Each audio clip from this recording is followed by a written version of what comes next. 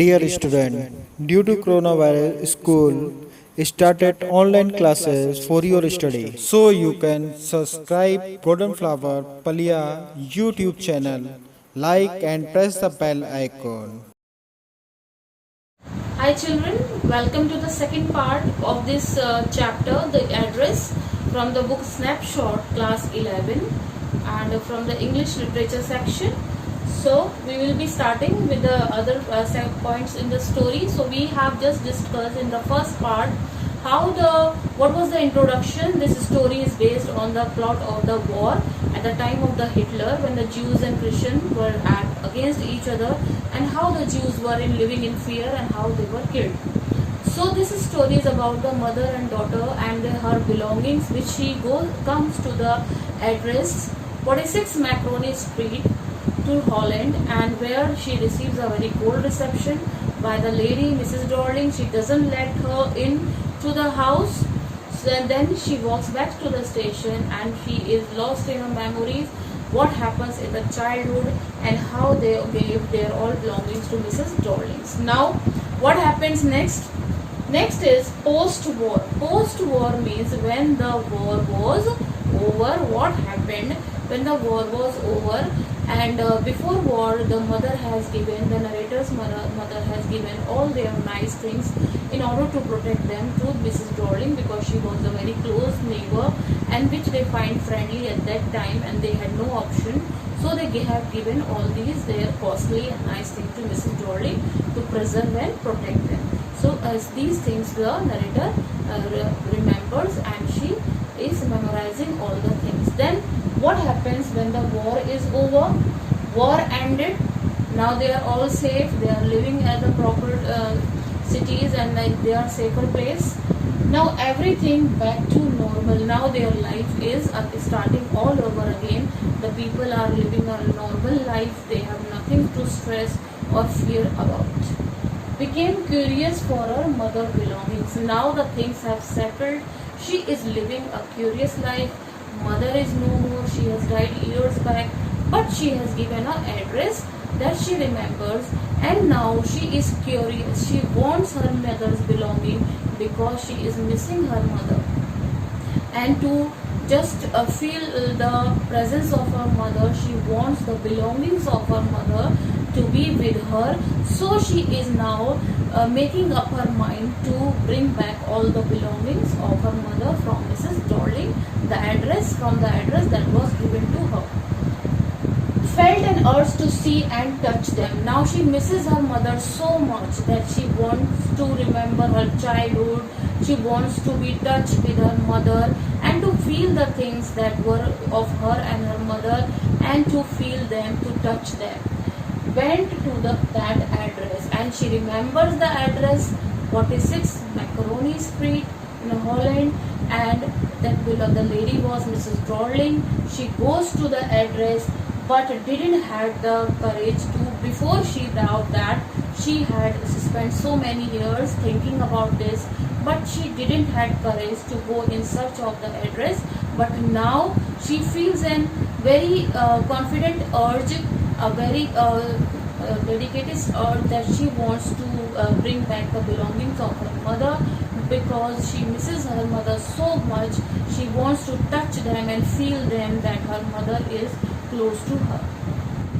At this point of the story of the address, this chapter address, we have came to know that the first visit of the narrator to the address given by the mother to the Mrs. Darling was not fruitful, was gone in vain. It was not useful, because Mrs. Darling doesn't let the narrator to come into the house, and she pretends that she is not able to recognize her. But the narrator memorizes and recalls all her childhood memories, what happened in her childhood, how the things were given to her, and now why she wanted all the things back.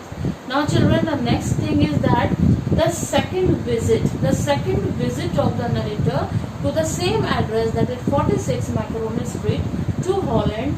And what happens? Why this was the second visit? Because the first visit was gone in vain. Gone in vain means she was not able to achieve what she wanted. It was not what she desired for. Now 15 years, what happened when she goes back again, the second visit to the Mrs. Dorling house. Now when the door is opened by a 15 years old girl, she opens the door. She doesn't know the narrator, and she is a small girl of 15 years, and Mrs. Dorling was not at home. This was the positive point. This was the point in favor of the narrator. Now a 15-year-old girl, that is the daughter of Mrs. Dorling, she opened the door and she welcomes the narrator to her house, inside her house, because Mrs. Dorling is not present at the moment.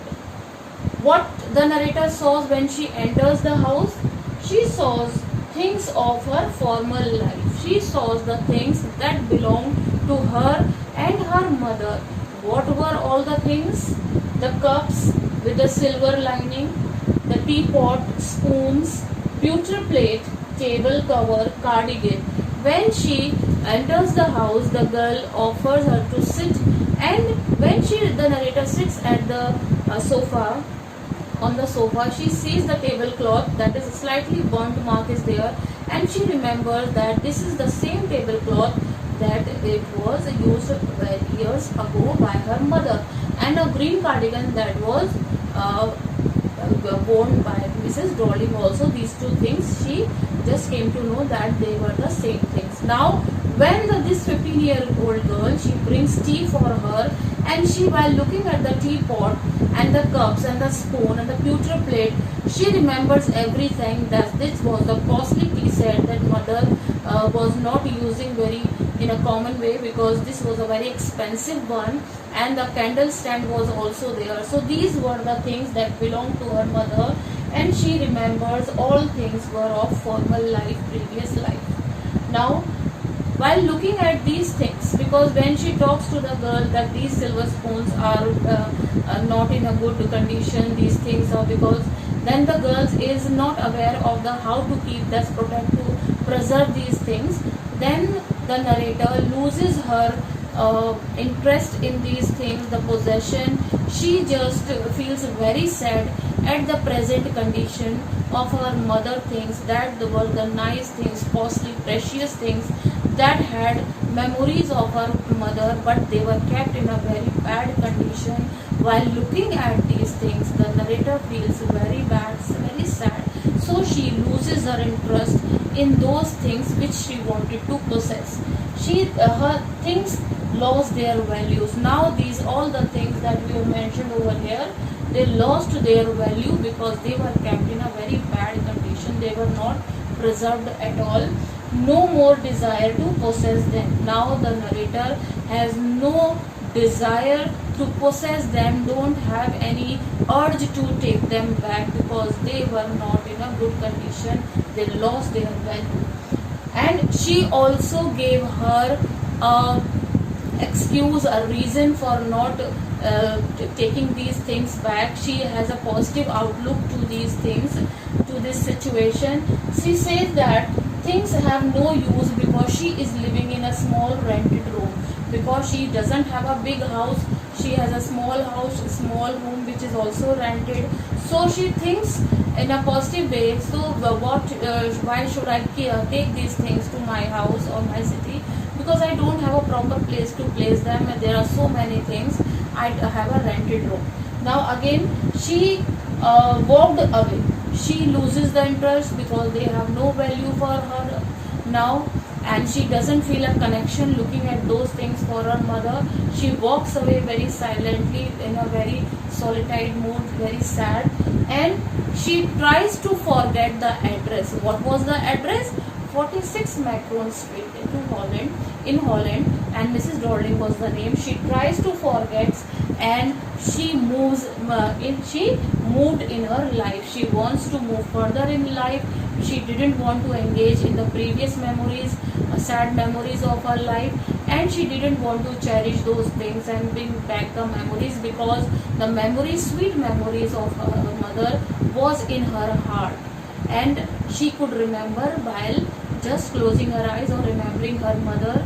The things had no value, and that is why she lost her interest and she didn't take them back, and she moved on in life.